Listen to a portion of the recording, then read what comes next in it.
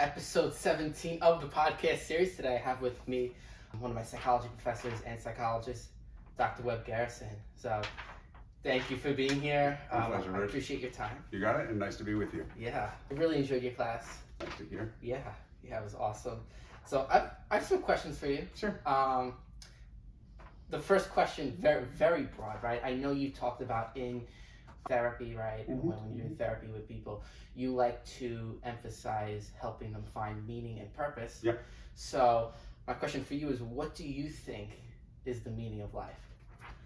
That's a great question. I mean, that's a really great question. Right? I would say that I spent the first half of my life trying to figure that out, and I've spent the last half of my life recognizing that it's all about us finding personal meaning.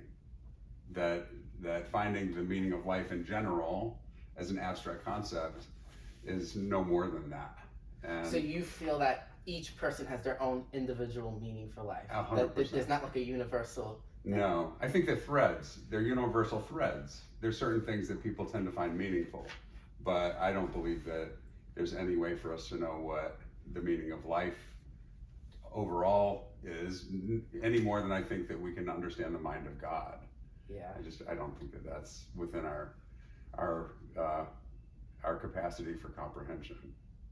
So Interesting. yeah, I mean, for me, when it comes down to it, one of the highest levels of truth is the fact that there's very little that we can ever know. Yeah. So if there's so little that we can ever know, how can we possibly presume to know the meaning of life, right? Mm. The best that we can do is say, okay, well, here I am. This is my life. What personal meaning do I want to find? Or is there available to me? Given that meaning, what purpose, how do I want to put that into action? How do I want to create purpose out of that meaning? And almost inevitably, that involves connection. Almost inevitably, it involves connection to other people. So, Gotcha.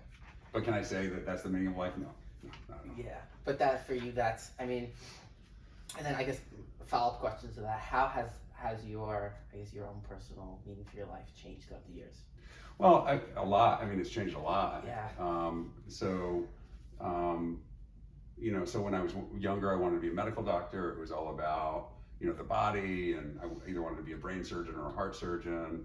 Interestingly, I ended up working with the brain and the heart in a different way. And so that meaning shifted, shifting from like cutting a brain or cutting a heart to kind of working with consciousness and working with the tonalities of the heart. So that changed a lot. When I first went to college and first went to graduate school, I thought that I would, get psychoanalytic training and that I would be this academician and I would write lots of books and articles and that kind of stuff. And the reality of my life is that my then girlfriend, now wife, she became pregnant when we were 24, and that changed everything about the meaning and purpose of my life. Yeah. So that it was no longer about my professional identity.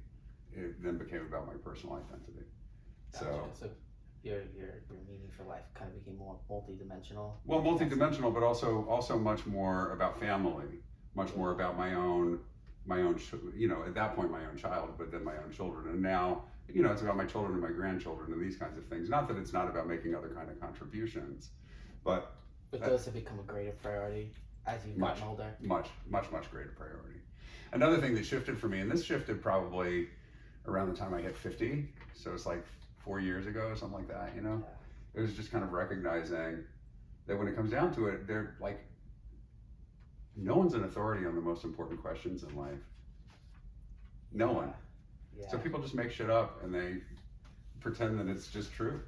So, anyone who claims to know the meaning of life is just making shit up and pretending that it's true. And that's a part of the meaning that I've made,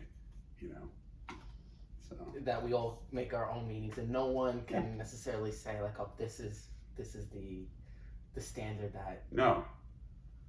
Okay. No, I mean, as a society, we enter into social contracts, right? Yeah. Like, it's not good to be violent. It's not good to harm people. It's not like those kinds of things. They're basic social contracts, and they're ethical codes and moral codes and those kinds of things that I think that generally people can agree on.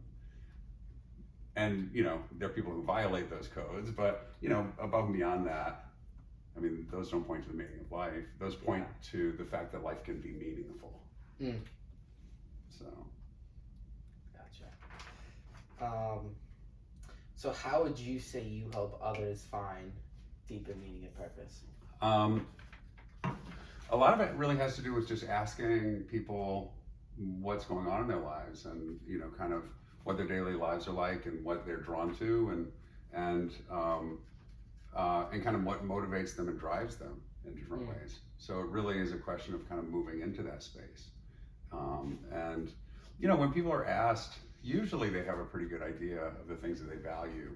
But one of the important things about asking a person these questions is that sometimes there are conflicts in values, right? Like, what's important in my job, like more important my job or my family, for example. Yeah. So getting into these things also helps a person kind of prioritize and kind of develop their own sense of, well, when it comes down to it, what is more important to me? Yeah, because I feel like there's a lot of times when, like, the whole concept of the meaning of one's life, like some people might not even think about it, right? Like, sure. like think about animals, right? Like animals don't, like, a bumblebee's not thinking, hey, like, what's the meaning? It's just doing its thing, right? It's going whatever, pollinating or whatever it does. Absolutely. Well, and in a way, even asking about the meaning of life is a question of privilege. Absolutely. Right? I mean, because if we're so focused on survival that is what's taking all of our energy, then the meaning becomes survival. True. If that makes sense. True. Absolutely. So yeah.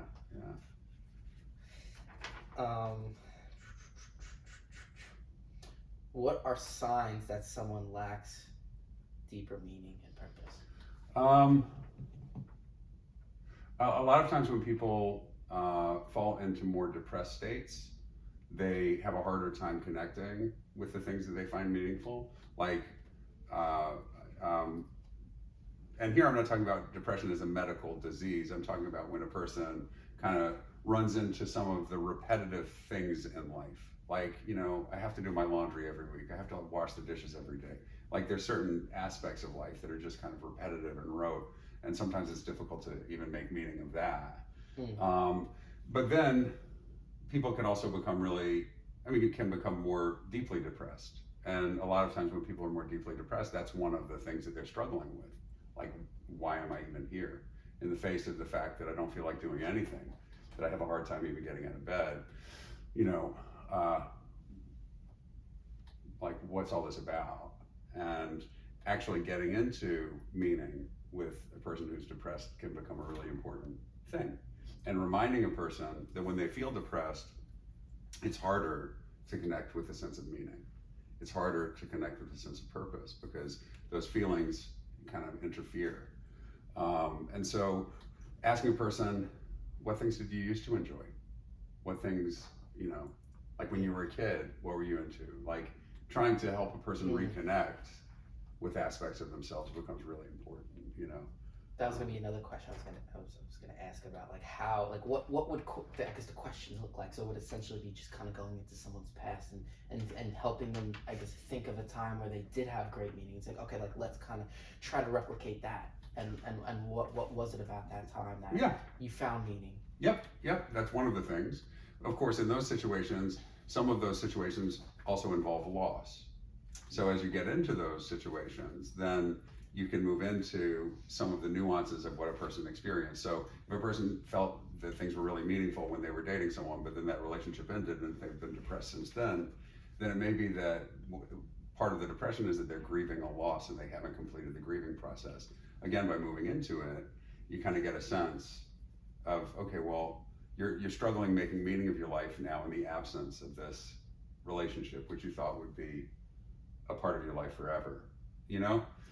And so people have to kind of recreate meaning at different times. And it's not only depression, with anxiety too. People can get so worried about, like, the little things in life that they miss, some of the most basic things about what's meaningful in their life. Like, so worried about, like, what are people going to think about me, or like, whatever those anxieties might be, that they can lose contact with what's really vitally important for them. So yeah. Gotcha. And then another thing I want to get into is, you mentioned connection, right? I know a lot of times you talk about spirituality, right? Mm-hmm. So I'm curious, do you believe in a higher power? Sure, absolutely. Yeah, I do. Yeah. Would you say that it, I guess, correlates with any particular religion, No. or not? Real interesting. No, I believe that that higher power is expressed in every religion, and Gotcha. so So you believe there is a God? yeah, or a pantheon of gods. I don't whether it's a single consciousness or, I'm not sure how it works. That becomes one of those questions that I mentioned before of like everyone just makes shit up, right? I mean, it could be a god. I tend to think that it's a god because I was raised in a monotheistic tradition, and so that just kind of feels right to me. Yeah. But is it possible? I mean, you studied, what was it? You were religious studies major, Yeah, right? yeah. These definitely, I'm assuming are questions that you've asked yourself. Of course, yourself, these right? these are some of the questions that led me into studying religion to begin with. Yeah. So you would say you don't identify with any particular religion? No. I mean, I still feel an affinity toward Christianity because I was raised as a Christian. So I still feel. If I say a prayer, a lot of times I'll still use Christian. So you do pray? Sure. Really? Sure. So I'll still use some Christian references in prayer. And I also think that Christianity has a lot to offer. So if we think about even the distinction between Jesus, the historical person, and Christ, the anointed one, being able to focus on Christ consciousness and understanding how that is given to expression to in different religions as well, can be important. So Christ consciousness, which is all about, embracing others and not judging others and extending loving kindness to others, that can be found in lots of different religious traditions. Buddhism, Hinduism. That's kind of a high ethic within a lot of traditions. So some people suggest that, like Rudolf Steiner was a person who suggested that Jesus's contribution was that he made Christ consciousness available to humanity. So it's not that, according to Steiner, and according to my belief, it's not that Jesus himself saves people from hell, because I don't even believe in a hell to begin with. That's actually another question I wanted to ask you. It's not. We'll get into that. Right, but that the teachings and model that Christ provided provides access to other people. That learning the teachings, just like learning the teachings from Buddha, has value and helping us understand our lives in different ways. So yeah, I am a person of faith, but my faith is not connected to any particular religion. When I was younger, I used to call myself a Hindu, Christian, Buddhist, but I just kind of abandoned labels altogether now. So. Where do you think we will go when we die? That's a good question. I'm not sure. I really don't know. Yeah. There's a part of me that, I believe that we have the possibility of experiencing great peace. I've had a lot of different thoughts about that over the years. So, there've been times that I've believed in reincarnation, and I believe that, we die and then we hang out in this interim space, and we become angels to those that we've known, kind of, and we all kind of hang out behind the scenes and do things like that, Yeah. And then when everyone that we've known dies, then we all hop back on the merry-go-round again. Who knows, right? I don't believe in a heaven the way that it's articulated within a lot of Christian traditions. That heaven's not articulated in the Bible. It's, a lot of the visions of heaven and hell have nothing to do with the Bible at all. They have to do with how people have interpreted the Bible and the way that artists have represented aspects of the Bible. So, like Dante's Inferno, that created the modern vision of hell. So, it's not in the Bible. In the Bible, there are 3 words: Tartaros, Gehenna, and Sheol. Gehenna. Yeah. That one I've heard. Yeah. So they none of them. It's Hades, Gehenna, and Tartaros. Those are the 3 names, and they refer to like Hades refers to an underworld, but not a hell. Mm. Tartaros, I forget what that is, and Gehenna. One of them was it's like a funeral pyre. It was like a place where they burned bodies. So that's where the flames come from. But it's just like, it was cremation. It's not the hell that is ruled by Satan or Satan, which means lawyer in Judaism. Really? Yeah. Or advocate, lawyer, So it was the Satan's job in the book of Job to tempt Job. He was working for God. He wasn't not working for God. This is a very different view. Yeah. To have someone who's working for you go like, test this guy. He comes and says, let me test this guy. He's like, all right, you can test him. I mean, that was his job. So it's very different. Once you move into this stuff a little more deeply, you can see that it's very different from the way that we receive this stuff culturally, Do you think suffering has meaning? Sure. I mean, I think that suffering can have a tremendous amount of meaning, but suffering doesn't always have meaning. So we have to figure out what suffering means to us and create meaning out of it. So, I mean, but I think a lot of the mythologies that we see give expression to the idea that suffering is involved in meaning and even involved in our own evolution. Okay, so if you think about the myth of the phoenix, right? The phoenix is a bird that bursts into flames and then is born of its own ashes, and so there's suffering in that. Yeah. But there's also rebirth. So, so arguably the meaning that we make out of the suffering that we endure is a part of the rebirth that we experience into a bigger, broader sense of self.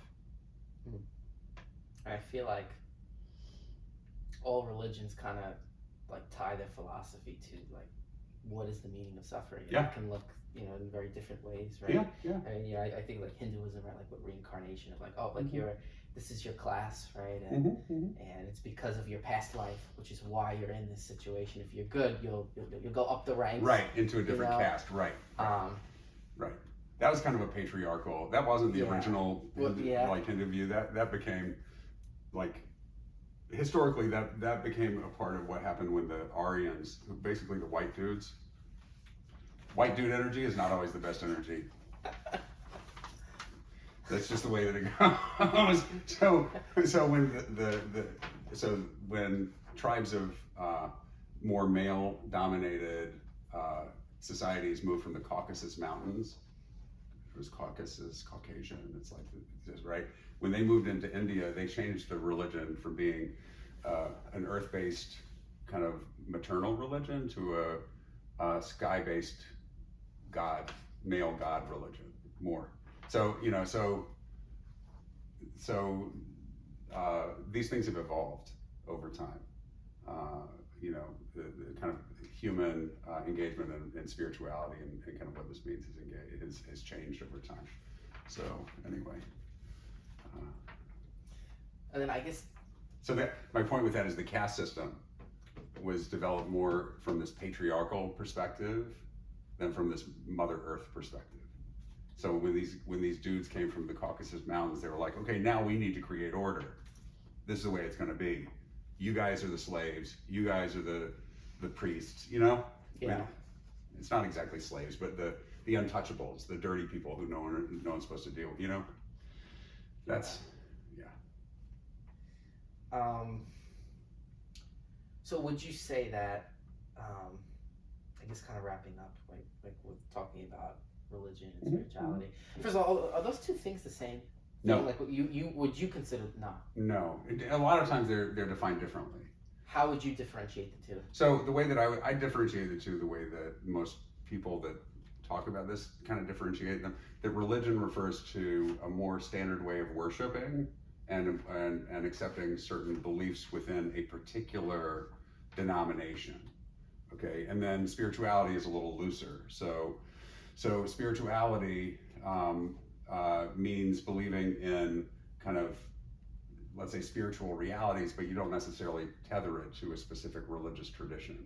Okay, so so generally the trend has been that people have moved away from religion more to spirituality, but now there's more of a trend moving back into evangelical forms of religion, which are more male dominated and rigid and so I think that's the big thing, right? Like the religion's more rigid, right? Yeah. More structured versus spirituality's more loose and I guess more broad, right? It's like generally, like yeah. You were describing like you believe in God, but not necessarily like what kind of God, like how many gods, Right. Like what the more of the specifics. Right, exactly. How would one, I guess, practice that?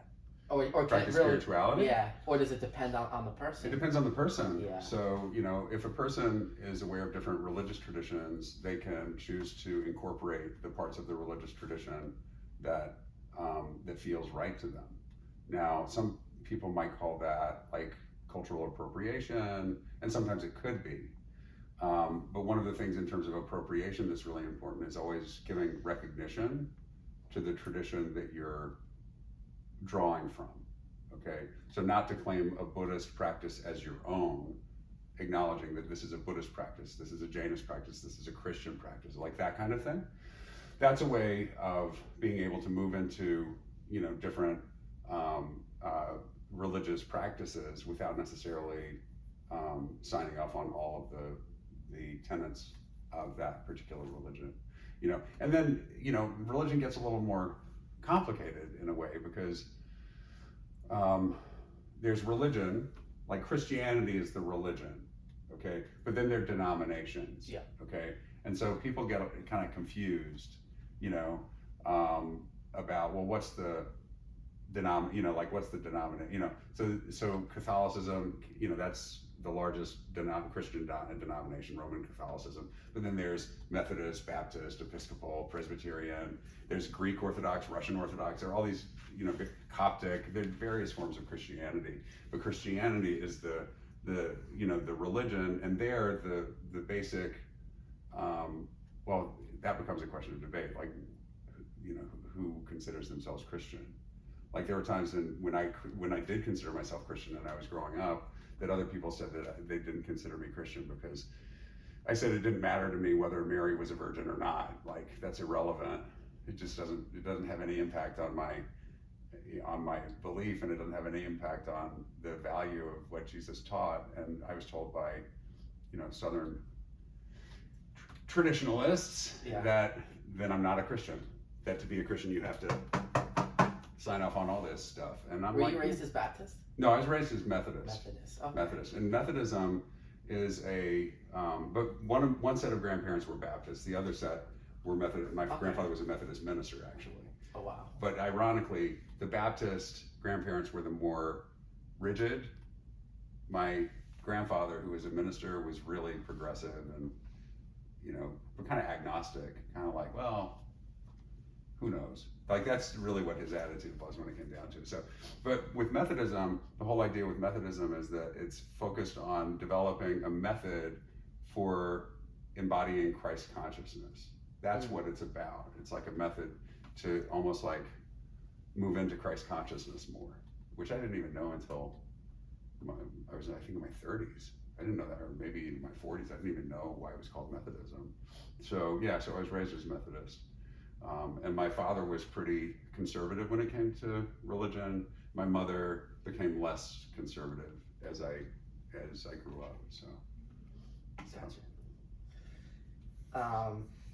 I know you mentioned like you believe in a higher power, some God, right? Do you believe in good and evil? That's a really good question. I do, but it's hard for me to know the degree to which it's disembodied and the degree to which it's simply channeled through people. Yeah. Okay. So, are there evil spirits? Actually, I think there probably are. But I think those evil spirits largely were spirits of people who suffered tremendously and are just continue to be miserable and kind of take it out on others. The nature of evil, or the question of evil, is a really difficult question. I guess, do you feel like good and evil, is it more of a subjective thing or an objective thing? I mean, when it comes down to it, in a lot of ways, it's more of a subjective thing. Yeah.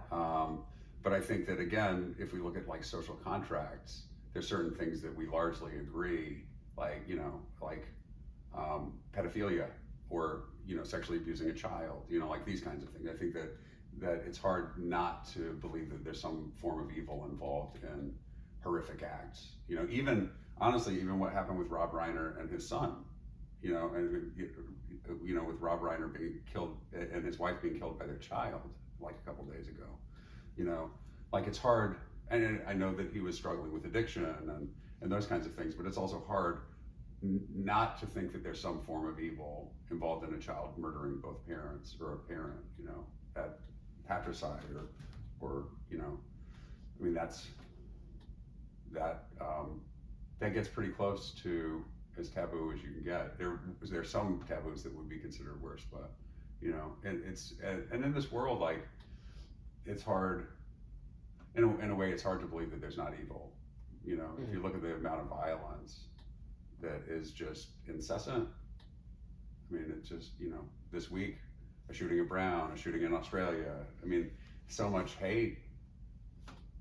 So yeah, I think there's probably evil. Now, do I think that there's a mastermind behind all of the evil? I don't know. Do I think there's a Satan orchestrating like this kind of stuff? Yeah. I don't know. Like I said, in ancient traditions, Satan was believed to work for God.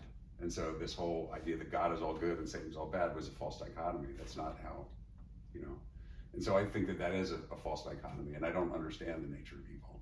But it's hard to deny that there's evil afoot, given everything that's so painful in this world.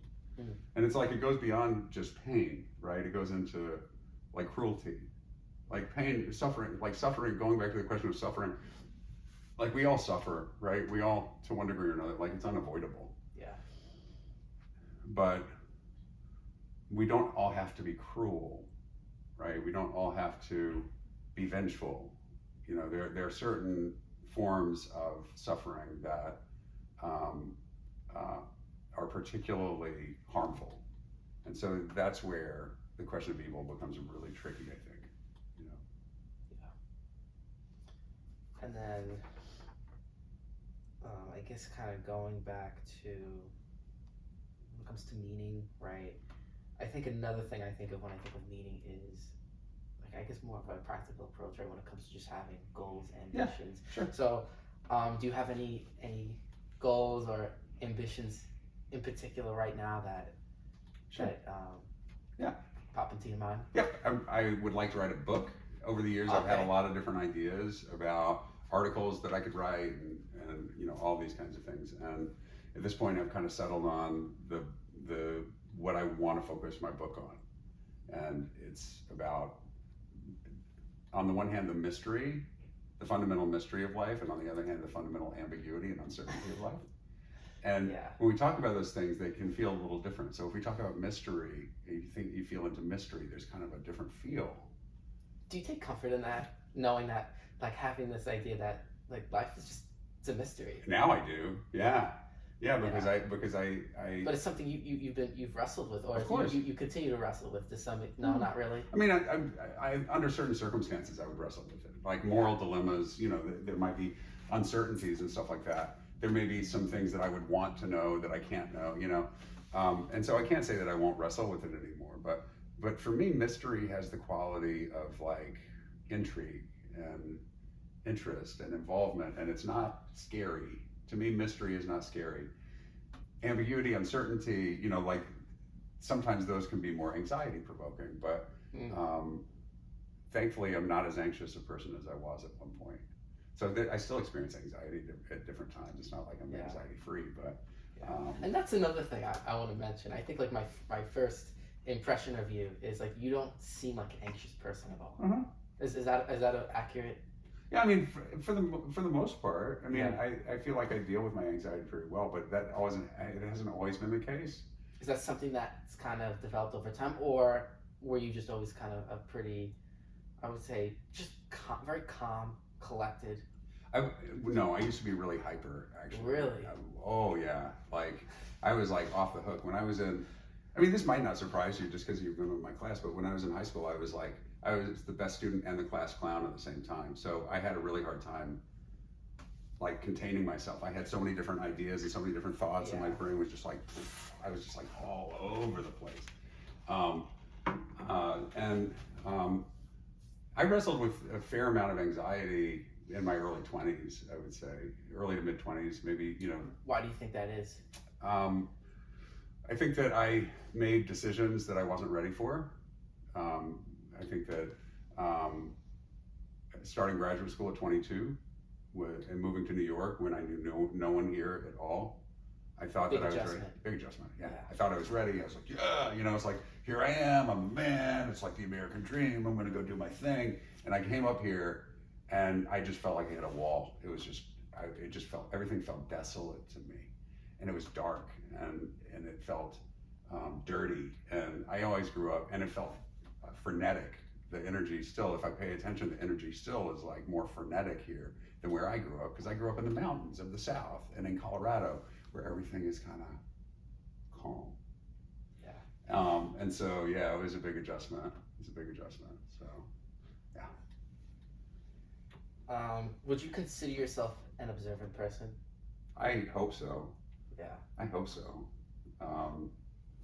I'm sure that there are different things that I miss at different times, for sure. Yeah. But when I'm in the right mind frame, I can be very observant. Having said that, I'm really bad at finding things. Like if my wife is like, could you get the peanut butter or something like out of the pantry? Unless I know exactly what I'm looking for and I know exactly what it looks like, I'm really bad at that systematic scanning stuff. So in that sense, I'm not always so observant. But when it comes to different emotions, when it comes to behavior, like analyzing someone's behavior. Yeah. Because I know you said your brother does that, right? Doesn't he do YouTube videos and he analyzes people? Yeah, I do it in a different way. I mean, my brother formally studied, you know, forensics and all these kinds of things. And so he will look at nonverbal behavior and he'll say, well, when a person does this, it usually means this. For me, it's more intuitive.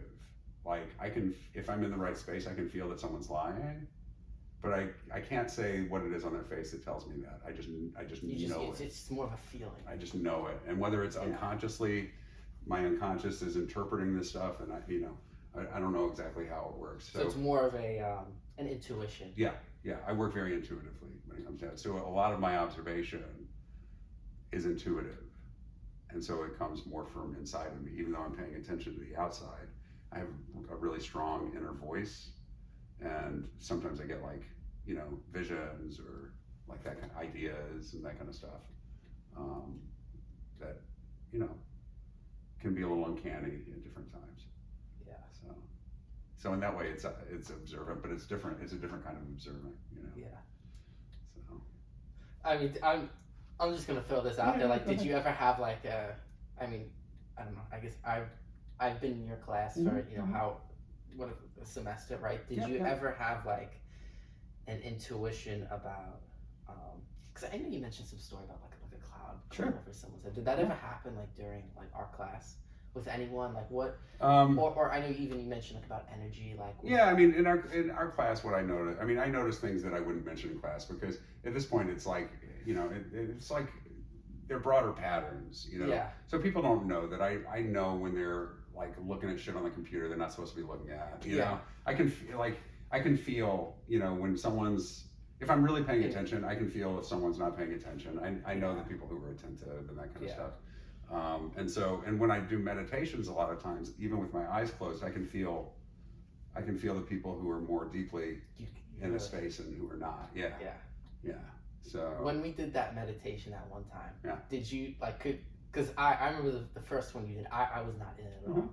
Like, was that something you were able to feel? I could feel, but you were over by Alex as well. Yes. And he didn't either. So yeah, I mean, I could feel a little bit. Yeah, I mean, I could feel something, but you know, but I don't. You know, honestly, it's like I notice these things and then I just kind of like let them go. Yeah. Because you know, it's like what am I going to do with them? You know. True. I used to make. I guess going back to like, you know, whether my my idea of meaning has shifted. A part of it has, when I was younger, even going back to the age of 13 or something like that, I wanted to be able to like read people's minds. My father was a very strange person. He was an artist, but also had some psychic gifts. And so Really? I grew up and his mother, like, she couldn't wear a watch because every watch would just stop working. And if someone called the house, she knew who it was before before caller ID even existed, like, so I grew up with this kind of mentality of like, how far can I push this, and I was really interested in doing that. And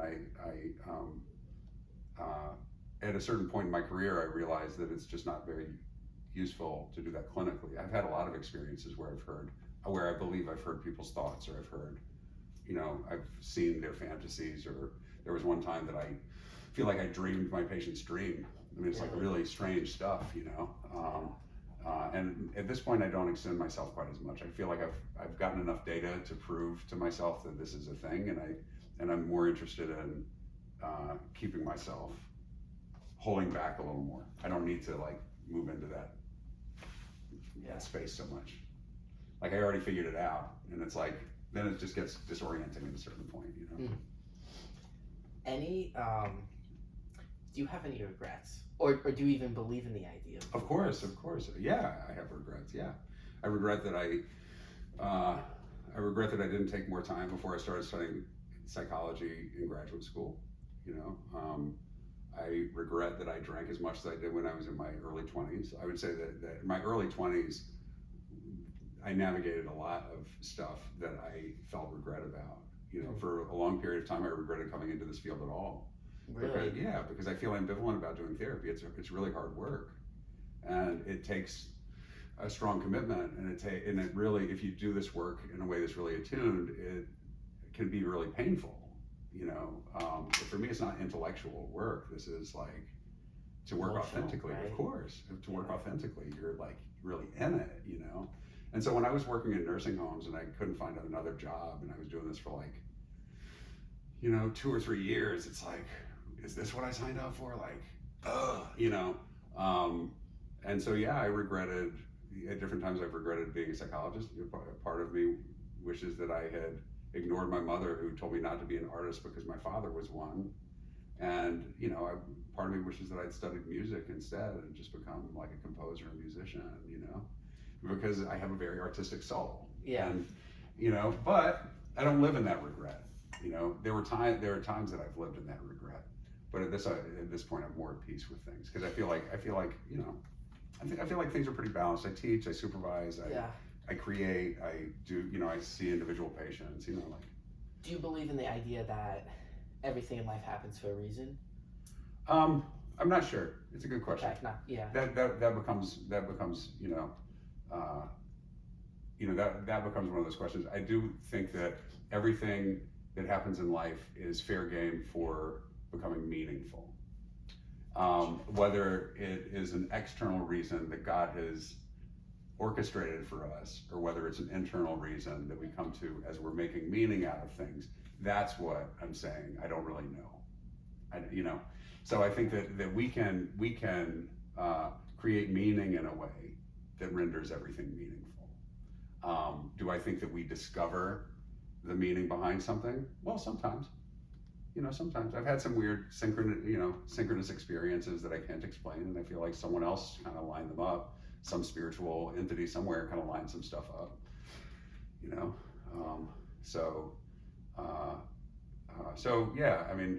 But I think that it's ultimately more helpful to think about what meaning can I make from this, than thinking like, who did this for me?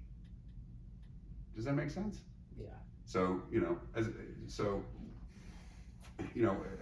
quick example, when I was like 26, I was going through some crisis and some spiritual crisis, and I went down and I visited the house that I lived in when I was in high school. My grandparents still owned the house, but my parents had gotten divorced and they didn't live there anymore. And I went down for Christmas, and outside of my bedroom, there was a cherry tree. And when I looked out of my bedroom, there was this staff. I mean, it was at the time, it was just a piece of wood that was like just on the cherry tree. And I went and I looked at it, and it had this natural form of a snake, like a vine had grown into the tree. There's this natural form of snake that, that appeared. And so I asked my grandparents, like, did anyone cut any of the timber here? They're like, no, we don't know how that got there. I was like, well, it's mine now. And it took me 20 years, but I've carved that staff, and it has a whole lot of spiritual significance to me at this point. And I think you mentioned it one time in class. I think I probably did. Yeah. So that's an example of something like, like that.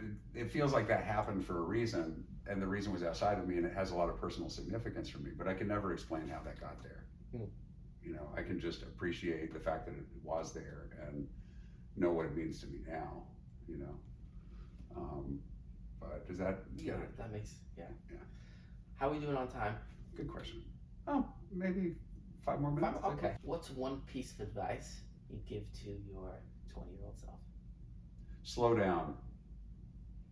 Okay. Slow down. Don't drink quite so much. Like, don't get so caught up in. I was really at 20. I was really. How do I want to say this? I navigated a lot of extreme states, or what I experienced as extreme states. So like not drinking at all to drinking way too much, like that kind of stuff. Okay. And so my 20-year-old self was still very much navigating these extremities. And so the advice that I would give to my 20-year-old self would be to slow down. Just slow down. And in a way, like, don't lose touch with some of the depth that you encountered in the meditation. So I told you in class, that when I was 19, I meditated really deeply, and it moved me into this state of consciousness. I was in that state of consciousness for a really long time, including while I got into psychoanalysis 4 days a week. But then at a certain point, and during that period of time, I wasn't drinking, I was abstinent, I was like a choir boy, and then when I started moving more into the realm of hedonism, I went like too far. And so, so advice to my 20-year-old self would be, just kind of stay kind of anchored, and also create, like, allow time just to be creative, just for creativity. I was really linear, I was really driven, I was really goal oriented when I was 20, and I think that I recognized when I was in graduate school that, like I said before, it would have been helpful if I'd slowed down. Maybe if I'd taken a year or two and just kind of developed a better grasp on who I was. Yeah. But any final thoughts for the viewers? Not that I can think of. Okay. No. Awesome. So Thank you very much. my pleasure. Absolutely, Rich. Thank you.